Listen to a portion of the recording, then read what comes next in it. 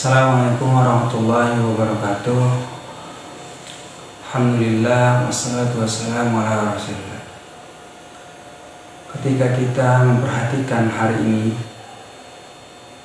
kondisi yang menimpa rakyat kita, menimpa negeri kita, maka kita sama-sama bisa melihat betapa luar biasanya kezaliman atau keburukan dan kejahatan itu merajalela. Seakan-akan bahwa kebaikan itu tidak berdaya sama sekali. Tidak berdaya. Bahkan tidak jarang juga orang meragukan tidak akan ada waktu di mana kemenangan itu akan berpihak kepada kebaikan, kepada kita orang-orang yang berbuat baik. Dan pemahaman ini luar biasa salah. Dan inilah pemahaman yang diharapkan oleh orang-orang yang berbuat zalim, yang ingin terus melakukan kejahatan.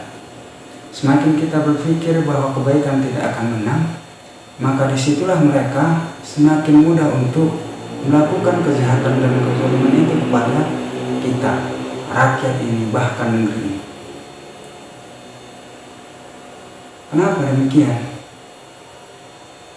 Ya karena yang paling mudah untuk melakukan keburukan itu adalah kepada orang-orang yang berputus asa. Putus asa, selesai sudah semua. Berpikir tidak ada lagi harapan di masa depan. Selesai, gampang. Dan orang-orang yang menikmati hari ini hasil dari kejahatannya mungkin berupa dunia, harta, atau tahta, akan berharap kita tidak sadar dari kondisi ini. Tidak berharap lagi bahwa masa depan itu masih ada.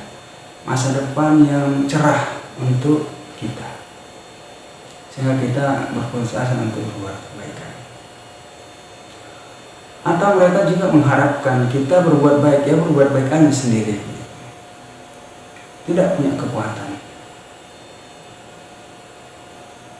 Padahal bukan karena tidak banyak atau tidak ada orang yang melakukan kebaikan sebenarnya, tapi kenapa kejahatan ini, kezaliman ini terus merajalela, seakan-akan tidak terbendung. Di antara penyebabnya adalah kita yang hari ini memiliki niatan baik, senantiasa melakukan perbuatan baik, tidak terhubung dengan saudara-saudara kita yang lain yang berbuat baik. Sehingga kita tidak punya kekuatan, tidak terikat dengan saudara-saudara kita yang berbuat baik. Di luar sana, tanpa sepengetahuan kita, banyak saudara-saudara kita yang mungkin memiliki visi dengan kita, sama visinya, visi kebaikan, tapi kita tidak terhubung dengan mereka. Ini adalah kesalahan fatal yang memberikan peluang kepada orang-orang yang benar-benar ingin menzalimi kita, mengambil keuntungan dari kesalahan ini. Semakin kita tidak ingin terhubung kebaikan kita dengan yang lain, semakin terus mereka melakukan aksi-aksi kejahatannya. Semakin mulus.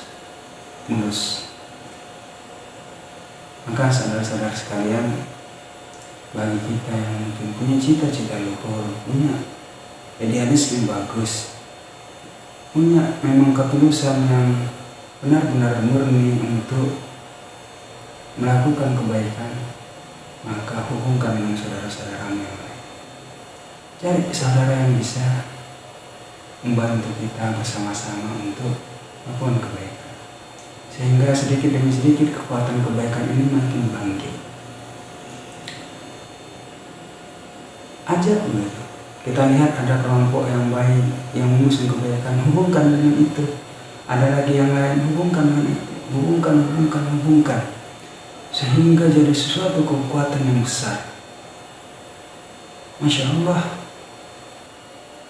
Di saat itulah orang-orang yang berbuat zalim itu akan putus asa.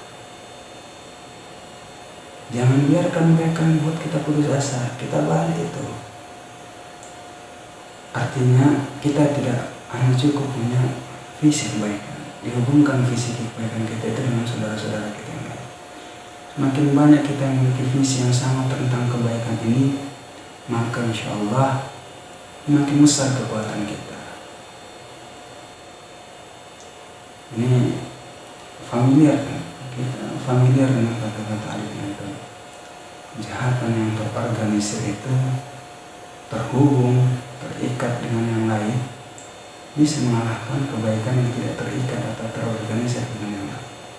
Maka hari ini ketika kita benar-benar menyiapkan diri, berazam, bosan dengan kondisi yang hari ini, kezaliman demi kezaliman, ketidakadilan demi ketidakadilan, kejahatan demi kejahatan terus berlangsung di negeri ini dipertontonkan dengan nyatanya, maka azamkan kita harus berubah itu dengan menghubungkan kebaikan kita dengan yang lain.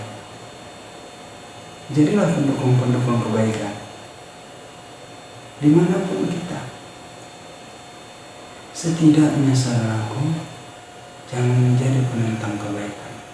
Kalaupun kita tidak bisa melakukan kebaikan tersebut, minimal kita jadi orang yang menentang kejahatan. Mudah-mudahan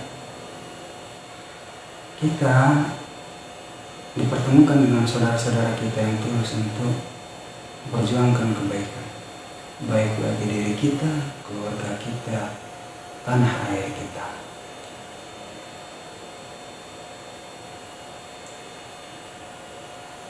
Kita harus sebarkan rasa optimis di kalangan orang-orang di sekitar kita.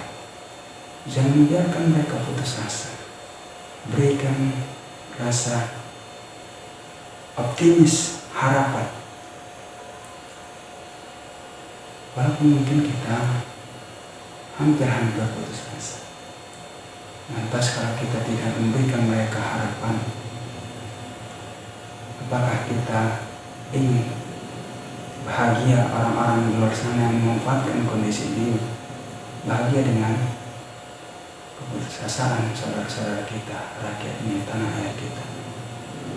Mau sampai kapan kita diperlakukan seperti ini?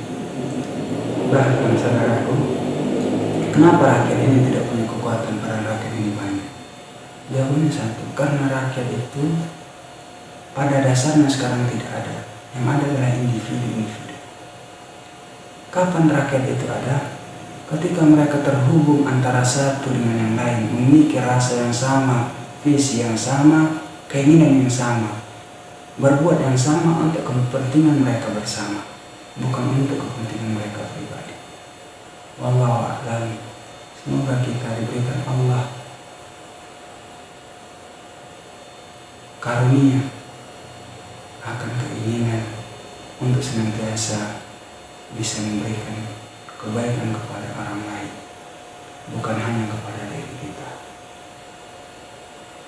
Assalamualaikum warahmatullahi wabarakatuh.